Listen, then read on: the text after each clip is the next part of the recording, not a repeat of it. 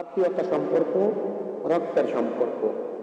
এই সম্পর্ককে আমার আল্লাহ পাক রব্বুল আলামিন আরশে আজিমের সঙ্গে ফিটিং করেছেন, জ্বলন্ত অবস্থায় রেখে দিয়েছেন। আত্মীয়তা সম্পর্ক বলেন, ও দুনিয়ার মানুষেরা শোনো, তোমরা যদি আমার সঙ্গে সম্পর্ক টিকিয়ে রাখো, সম্পর্ক বজায় রাখো, আল্লাহ পাক রব্বুল আলামিন তোমাদের সঙ্গে সম্পর্ক ঠিক রাখবে।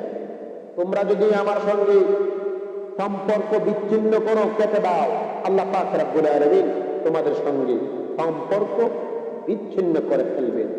কথাগুলো আমি বলি নাই।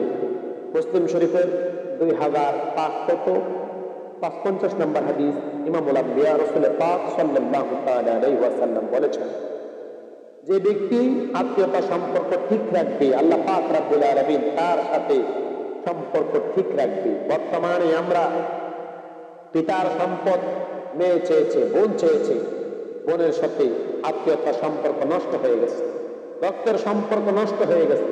বাবার সম্পদ ভাই চেয়েছে, ভাইয়ের সাথে সম্পর্ক নষ্ট হয়েছে। দুনিয়ার স্বার্থের জন্য আপনি আপনার ভাইয়ের সাথে সম্পর্ক ছিন্ন করেছেন, আপনার ছেলের সাথে সম্পর্ক ছিন্ন করেছেন, আপনার বোনের সাথে, আপনার ভাগিনার সাথে, আপনার আত্মীয়দের সাথে সম্পর্ক ছিন্ন করেছেন।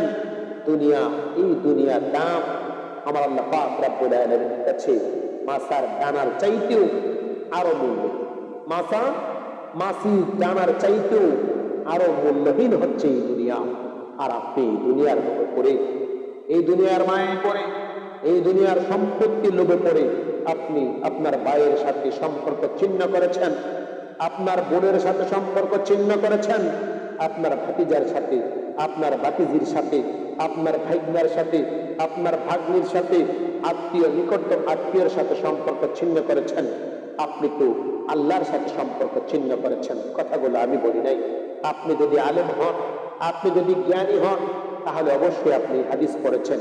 এই হাদিস পড়ার পরেও যারা এই হাদিসের কথার বাহিরে চলেছেন, আপনি নবীজিকে অস্বীকার করেছেন। কথাগুলো আমি বলি নাই।